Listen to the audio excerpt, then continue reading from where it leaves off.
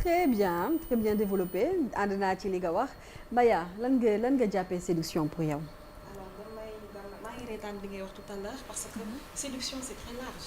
C'est très large. La façon de parler, la façon de s'habiller, même la façon de faire des grimaces. Moi je me dis que ci séduction la bokk. Parce que des fois nga gis kenn ku la ragaju wala ku la xeelu mais xeelu bi dafay rafet tellement tu te dis à la place nga ciy gis négativité danga naan mais elle m'a charmé de par xeelu bi ma xeelu. Donc séduction c'est ci nit lay nekk et je pense que ñun Sénégal dañoo am benn plus boo xam ne yeneen dëkk yi amuñu ko muy femme sénégalaise elle a quelque chose elle a ce truc boo xam ne. Elle est raffinée. Raffinée, elle prend soin d'elle. Defuñu ko pour ay góor séduction selon moi c'est très large on se séduit soi-même parce que man Maya su ma solo ba rafet def sama parfum bu neex def sama ay yi ma neex man may njëkk a kontaan. Donc moi je me dis que je me séduis moi-même. Et le fait que may séduire sama bopp loolu mooy tax muy neex ñeneen ñi nit mën nga séduire par exemple nit ku jigéen mën nga romb ku jigéen rek ñu ne ah tiens elle est élégante alors que jigéen moo la ko wax du góor. Donc pour man séduction c'est très général comme tu l'as dit Amina donc suñu duggee ba ci biir ñu gën ko xóotal incha allah. La Diack lan nga gisee séduction pour yow. Bon, déjà, ce que Maya disait tout de suite, je crois que c'est un rapport qu'on a envers nous-mêmes. C'est le regard qu'on a envers nous-mêmes. Est-ce qu'on se plaît ou est-ce qu'on se plaît pas? Moi, je trouve que la séduction, c'est comme... je suis pas une experte de ça. Donc, c'est comme un ADN, en fait. C'est spécifique à nit ku nekk. Ku ci nekk am na ñoo xamante ni elles ont du chien. Elles sont pas belles, mais elles ont du chien. Comme on dit.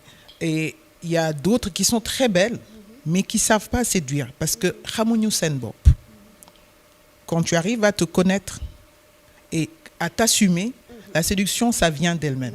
Ce n'est pas quelque chose qu'on enseigne à quelqu'un, ce n'est pas quelque chose qui est inné. Am na ñoo xam ne c'est inné chez certaines femmes et chez certains hommes dañu juddu rek am cas comme on dit.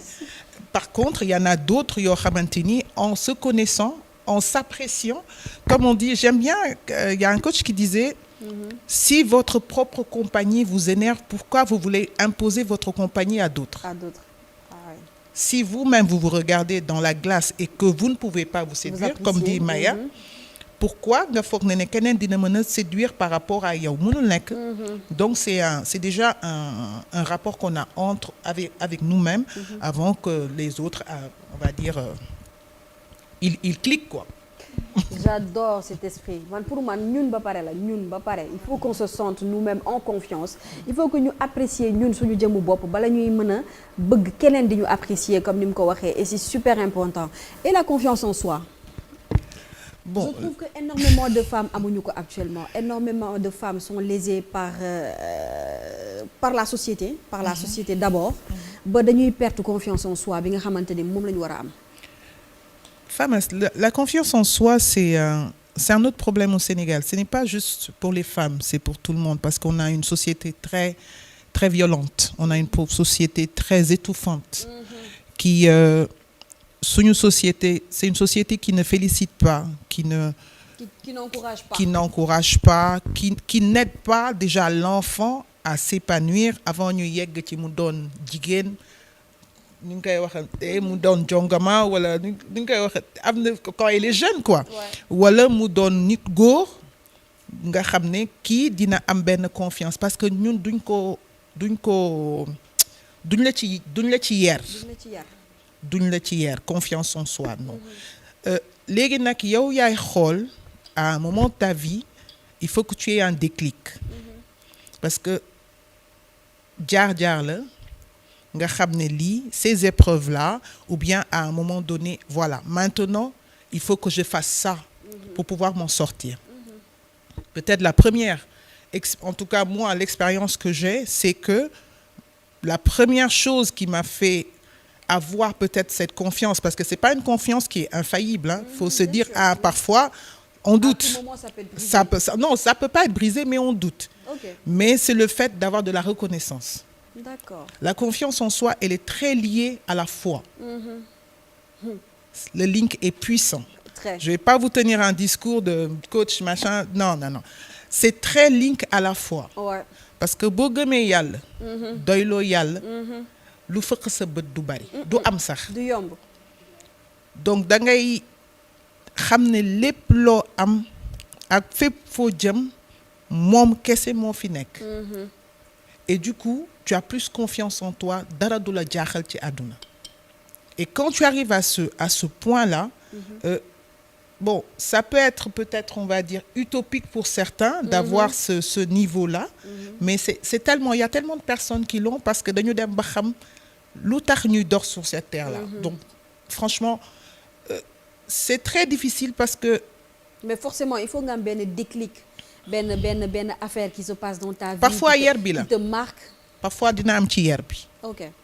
Parfois dina am ci yar bi parce que ñun tamit ñun ñoo yaru suñuy doom ci loolu dañ leen di yar dañ leen war a yar ci ñu xam ñooy kan ak li ma la wax mooy doylu am foi xam nga sànq da nga ni séduction que certaines femmes arrivent à investir beaucoup d'argent pour séduire parce que loolu la ñuy mottali ko mënoo si dara noonu la ñuy mottali ko mais su xale boo ko yaree ci doylu li ma doon wax sànq lii fëkk bëtam du bari lii fëkk bëtam su bariwul plus muy màgg plus muy xam fu mu jëm ak pour ñu kii ko dafay difficile parce que dafay dëggu ci li mu nekk et bon c'est dommage hein c'est très très dommage que ça se passe comme ça au Sénégal mais ce n'est pas le cas dañuy xale day juddu bu dee bu jigéen amuñu dañu am benn violence verbale bu ñu am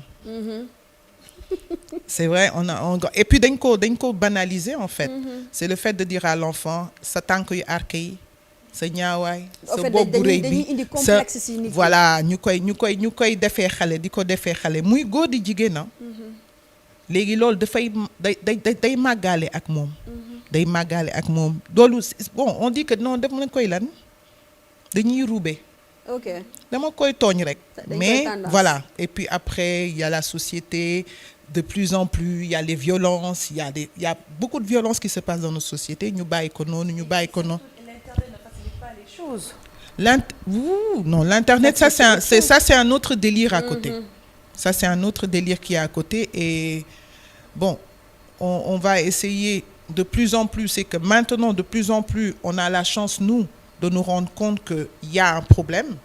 Maintenant, ce problème-là, comment on va faire pour le résoudre? Parce qu'à un moment, les gens croyaient que ceci n'était pas un problème. Parce qu'on a pensé à tout construire, mais on a déconstruit l'être humain dans ce pays-là. La Diack dagguma la ñu daal di dalal ndànk rek suñu beneen lingeer bi nga xamante ni moom buur la xam nga mooy seen staru dëgg moo tax dafa ñuy bëgg imposer star boobu ci suñu plateau bi.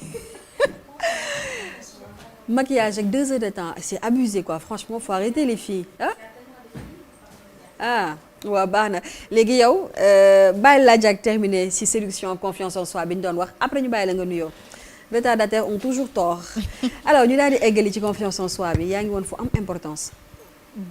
Oui, Fama, bon, on va repartir sur la séduction et que je disais que la séduction, elle était individuelle.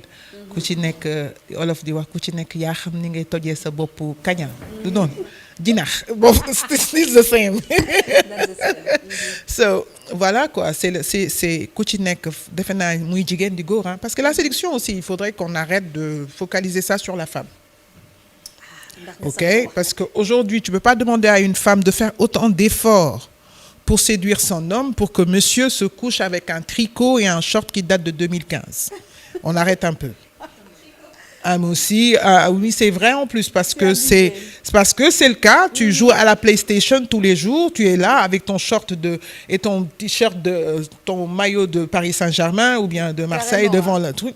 Et puis voilà, elle va chez Maya. Maya lui donne toutes les belles astuces et tout. Franchement ça donne pas envie hein. Est-ce que du ci éducation bi noonu la ñuy mooñaalee suñu góor ñi que jigéen moo war a def lépp jigéen moo war a séduire jigéen moo war a entretenir kër gi mu set mu propre jigéen moo war a togg lu neex jigéen moo war a fóot moo war a bale guddi gi moom moo ko war a neexal. Nous sommes programmés pour ça. En fait, nous avons été programmés pour abusé. Ça.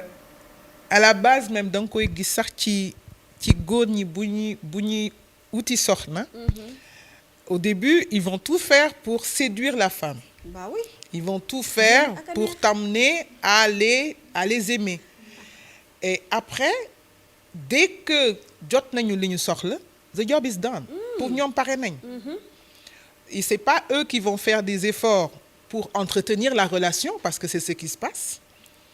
À la base ñoom ñooy bëgg relation bi parfois ñoom ñooy ñëw ci soxna si fekk ko fi mu toog dugganteeg moom comme je dis dañ lay dugg ne si biiru def lépp pour takk la. dugg la et après c'est pour après attendre que c'est toi qui entretiens la relation